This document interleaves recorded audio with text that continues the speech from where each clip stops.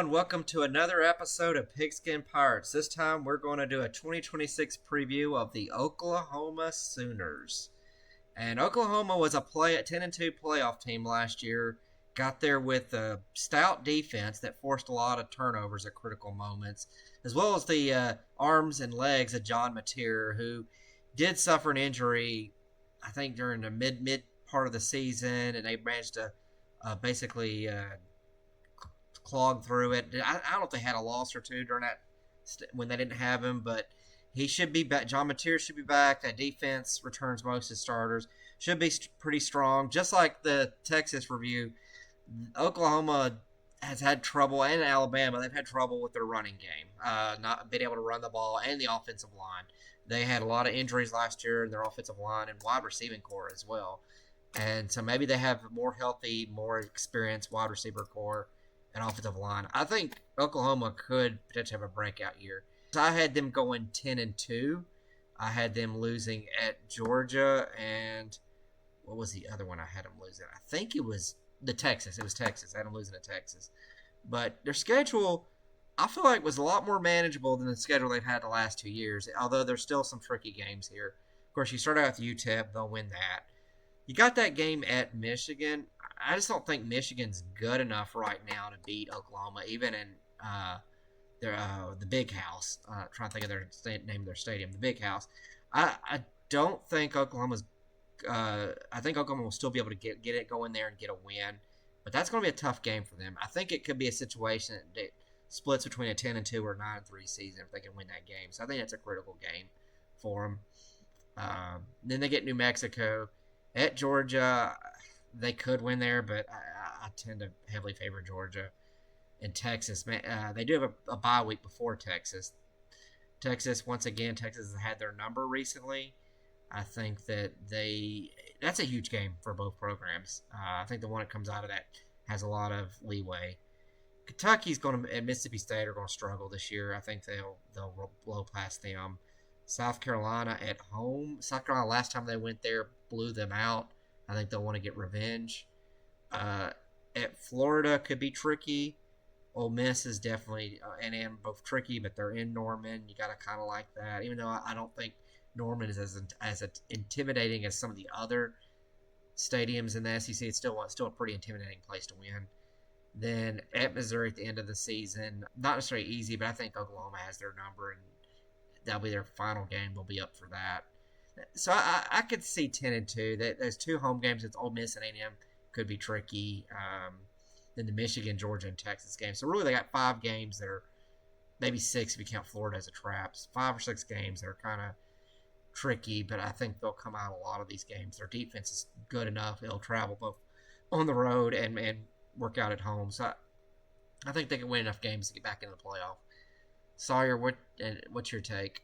Yeah, I mean, their defense is going to be the staple of that whole team this year, like it was last year. So, and the only difference is John Mateer. Can he actually, progress his game enough, just like Arch can? I think that he can. He has the potential. So, with that said, I mean, I really only see 2 losses on this schedule. One being at Georgia. We all know that Georgia should be the favorite to win the SEC this year. So give me a loss at Georgia. And then, really, I mean, the rest of that schedule looks pretty favorable. But Ole Miss with Trinidad Champs. Watch out for him, because I know that they play that game at home. But, I mean, he's a Heisman contender, just like Mateer is. So look out, because that's going to be a good game, but I think they will lose that one. So my take is 10-2 as well for the schedule. And at Missouri, yeah, we're not going to talk about Missouri. Collin, your turn. Opponents that they face that are tough and will give them trouble are split really favorable for them. You get Michigan, Georgia, Texas, all in the span of 4 weeks. 5 weeks. They get a bye before Texas. I feel like as long as they win 2 of those games, sorry, 3 of those games, counting the New Mexico game. So if they, for example, they beat Michigan, New Mexico, Texas, I don't know, New Mexico and two of those teams. One of those teams, actually. Sorry. You beat New Mexico, you beat one of those teams. I feel like you got to cruise for the next 4 weeks. Kentucky, Mississippi State, South Carolina, Florida. None of those games are too troublesome. The South Carolina game could be a tricky game, but it's at Oklahoma, so I feel like Oklahoma's gonna, almost get their revenge. I feel like the most important part of the schedule, though, is the final 3 weeks. That Ole Miss, A&M, Missouri stretch. I think that's gonna, tell us if they make the playoffs or not. I mean, depending on how they go against Michigan, Georgia, Texas, they can't lose any of those games. If they drop one of those 3 games, I don't see them making the playoffs. But that's why it's almost, kind of nice the way they have it split up. Because you have the first half, then you have a little break, then you have the final 3 that are pretty rough. So, in my eyes, I see them dropping Georgia, Texas. I'm sold on that. I think they'll beat Michigan. That'll be almost like a dogfight. But then again, it is a noon game. I think I'll take Oklahoma on that one, though. I'd say they're gonna drop one of those games. I think they're gonna beat Missouri, especially as at Oklahoma. I don't think I have anything to worry about there. Ole Miss and A&M are 2 really good football teams. If I had to pick one, I would say you lose to Ole Miss, so you go 9-3. I don't know about playoffs at that point. With 3 losses, you cutting it really close. You'd have to beat the brakes off of Michigan, Missouri, Florida, South Carolina to have a chance. And I still don't think you really get in. So I think they go 9-3. They could go 10-2. I don't see it happening. I think that's how it'll play out. And looking at it now, I can see a potential major doom and gloom for them. So Brent Venables has always been kind of borderline hot seat with Oklahoma fans. Last year, they kind of exploded, had the 10-2 season. I've kind of pointed out they got lucky in a few games like Alabama and Tennessee and some other ones. This is a trap in the front end of this schedule. If they lose to Michigan, Georgia, and Texas, and all 3 of them are very losable games, they start 2-3. The fan base will turn on them.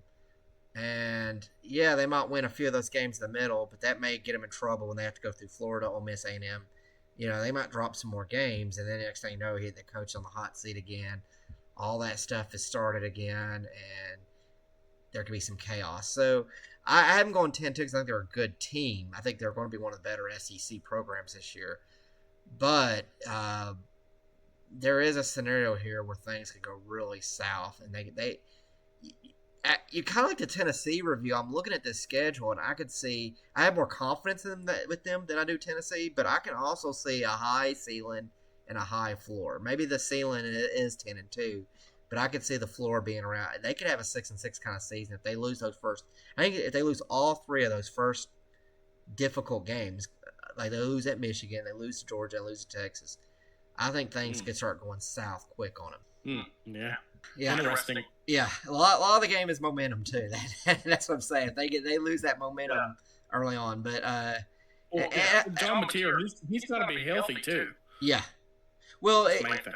And thinking about John Mateer, I think he's a good quarterback. I think he's going to have a good season, at least from his ability to play the way. The problem with John Mateer is not him; it's the supporting cast around him. Does he have the offensive line, the receivers, and a running back or 2 that can support him? Because that's been kind of my fear with him. Is not that his level of play, but is the offense good enough for Oklahoma to really bring him out and support him properly? And that's been what kind of the question mark with Oklahoma under Brent Venables' regime is the offense. So I think they did some major strides last year that kind of helped them get over the hump. But they're going to need some more effort. I think, like I said, develop a running game in some of these big games, or else things could get interesting. But that's the 2026 Oklahoma Sooners. Of course, we all had Sawyer and I had 10-2. Collin had 9-3. But there's a fear that they could actually fall apart as well. Which with the schedule, I can see that. Those are 3 very you take out UTEP and New Mexico, those first 3 games, outside those 2, are brutally hard for them, and they got to at least get one of them, in my view. Everybody, so probably going to jump to another team in the future. We're keeping this coming. I'm dropping them every day, and likely, I think probably the next one to drop will probably be Texas A&M, who another team that's very interesting, could possibly be in contention for the playoff as well. But we're trying to pick some of the stronger teams right now. It's not like we're going through the Big 12 and the SEC, and then we'll go from there. Thank you, everyone.